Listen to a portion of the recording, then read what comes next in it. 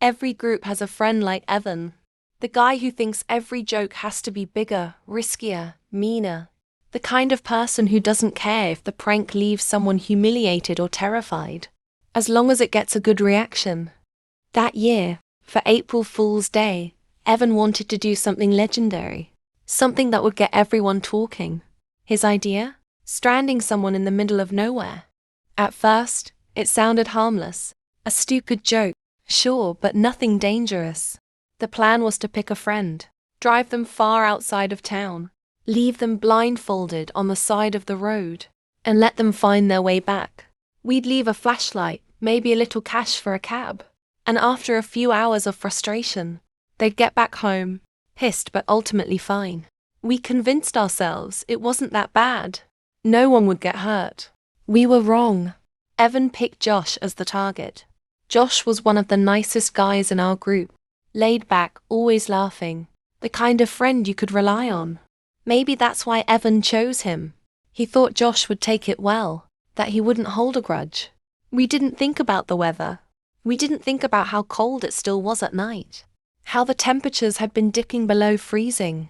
And we definitely didn't think about what could happen if something went wrong. That night, we told Josh we were hanging out. Evan offered to drive, picking him up under the pretense of getting food. I sat in the passenger seat, stomach already twisting with guilt. The other two guys, Mark and Leo, were waiting further outside town, ready to help execute the plan. Josh didn't suspect a thing. He climbed into the back seat, joking about how hungry he was. Evan made some small talk, then turned onto a quieter road. I kept glancing at him, waiting for the signal. Then, without warning, Evan jerked the car to the side of the road and shouted, "Get him." I hesitated. For a second, I thought maybe, just maybe we could stop this. Call it off. Tell Josh what was about to happen. But Mark and Leo were already pulling him from the back seat. Josh shouted in shock, laughing at first. "Okay, what the hell?" Then Evan shoved a blindfold over his eyes. Josh's laughter turned nervous. "All right, guys. What's going on?" No one answered. Mark tied his hands loosely in front. Just enough to make it annoying. Not enough to actually restrain him. We told ourselves that made it okay. That he could free himself whenever he wanted.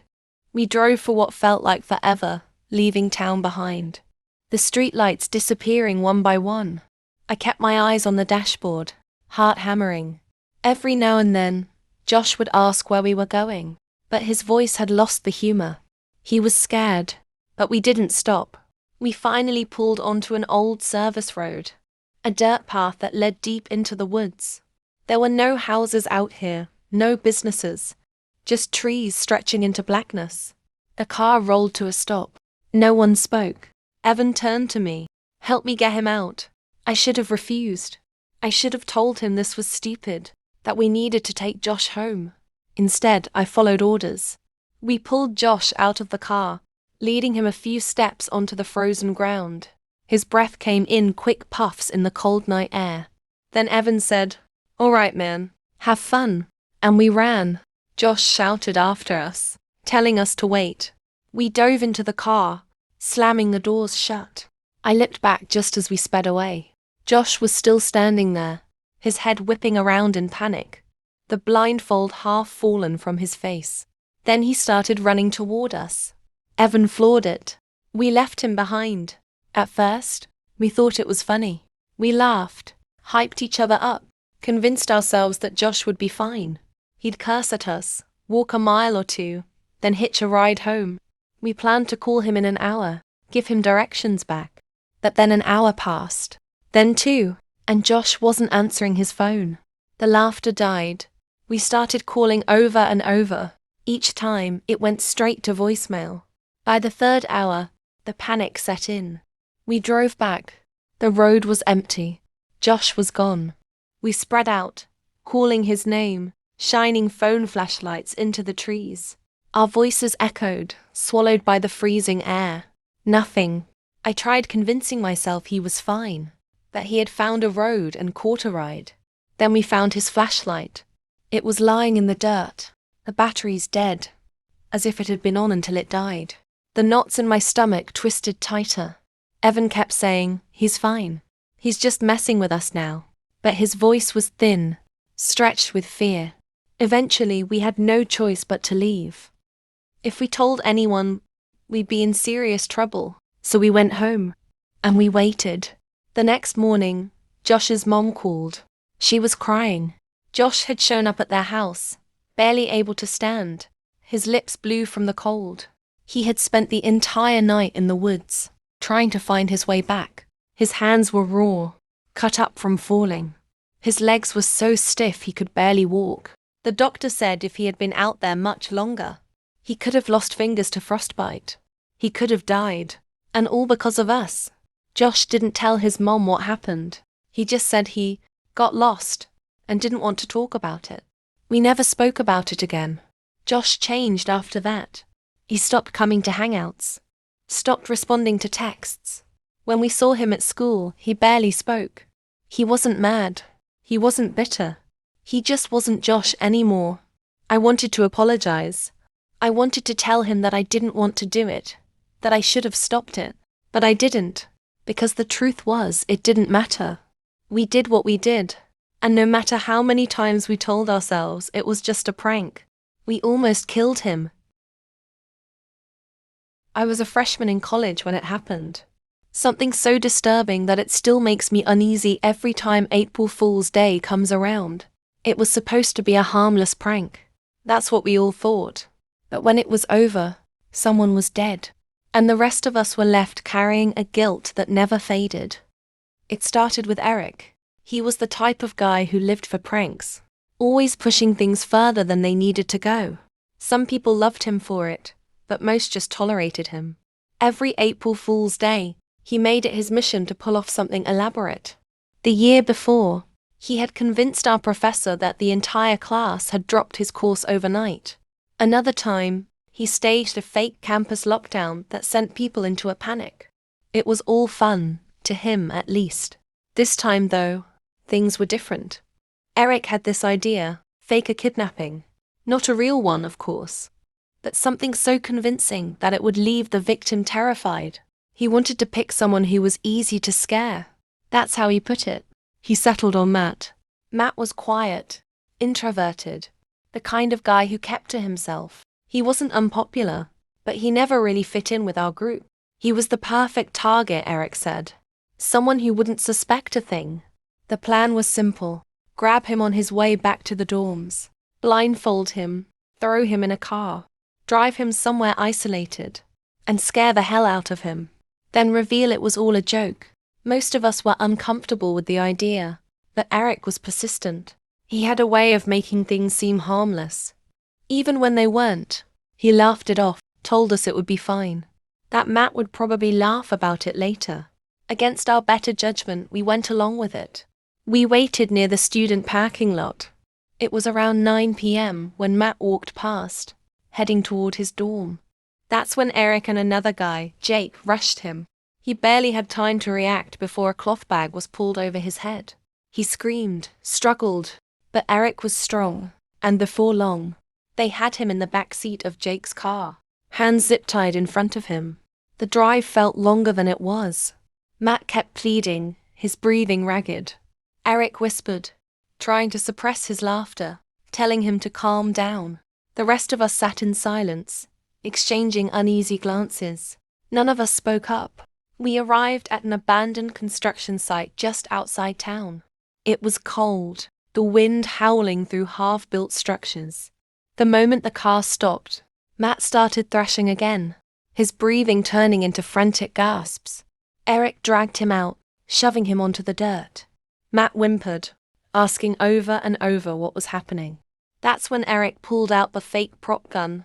Just a plastic replica, but it looked real enough in the dark. He pressed it against Matt's temple. That's when things went horribly wrong. Matt let out a muffled cry and suddenly went completely still. His whole body locked up, and then he collapsed. At first, we thought he was playing along, maybe fainting out of fear. But then his breathing became shallow, erratic. When we ripped the bag off his head, his face was pale, his eyes unfocused. Something was wrong, terribly wrong. We panicked. Someone shouted his name, shaking him, but he wasn't responding. Jake checked his pulse. It was faint, barely there. We called an ambulance, our prank forgotten.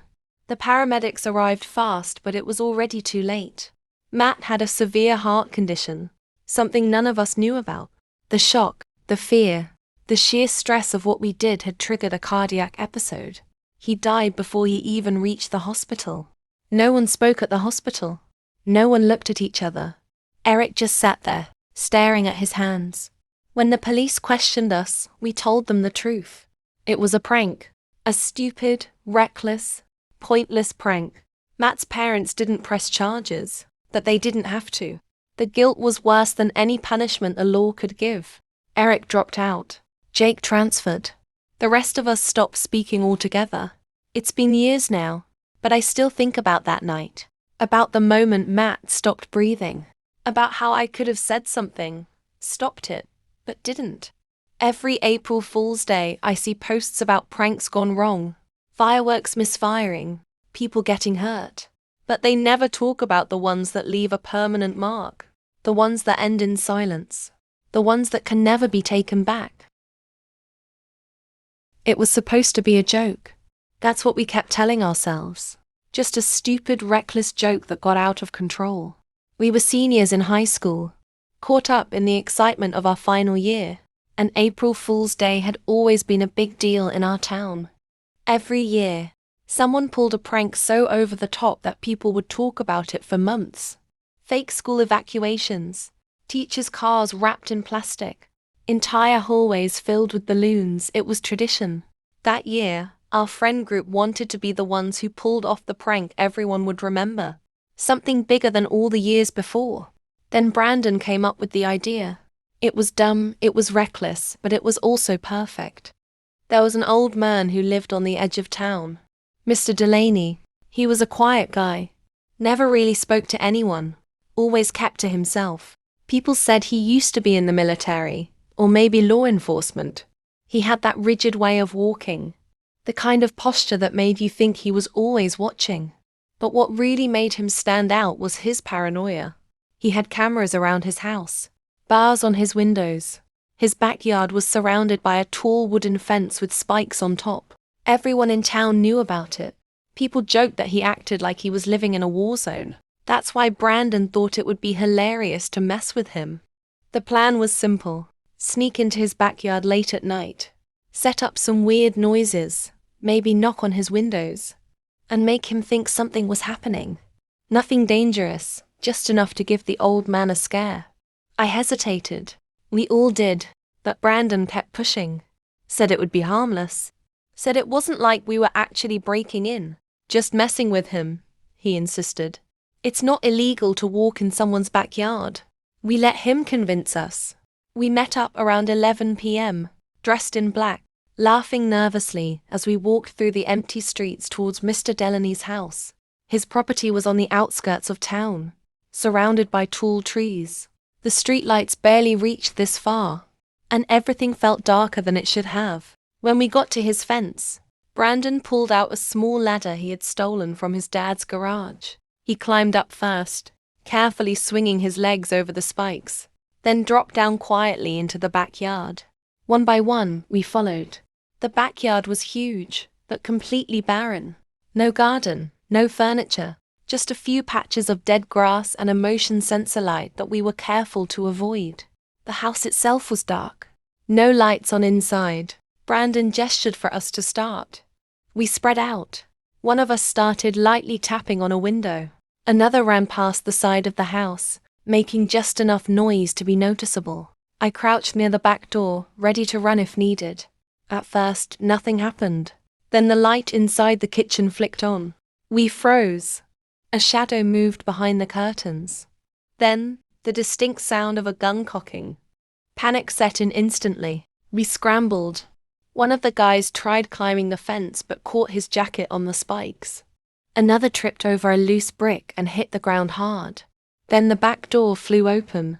Mr. Delaney stood there, barefoot, wearing a wrinkled t-shirt and sweatpants.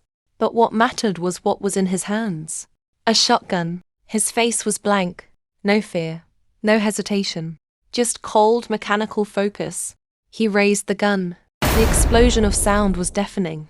The first shot hit the ground near our feet, kicking up dirt and rock. Someone screamed. Maybe me. Maybe one of the others. I don't even know. We ran. Brandon was ahead of me, reaching the fence first. He grabbed the top and started pulling himself up. Another shot rang out. Brandon let out a sound I had never heard before. Half gasp, half gurgle. He fell back, hitting the ground hard. I didn't stop. I clawed at the fence, not caring if the spikes tore my hands, not thinking about anything but getting the hell out of there. By the time I made it over, my knees gave out, and I collapsed onto the street. Someone grabbed my arm, yanking me up. We ran. Brandon didn't die. The shot hit him in the shoulder, missing anything vital. He spent a week in the hospital, then another 2 under police questioning. They called it self-defense. Said Mr. Delaney had every right to fire on intruders in his yard. We tried explaining that it was a prank, but no one cared. Brandon's parents wanted to press charges, but the police shut it down fast. They found footage from Mr. Delaney's security cameras, grainy black and white images of us sneaking into his property. We looked less like dumb kids playing a prank, and more like criminals breaking in. No one in town sympathized with us.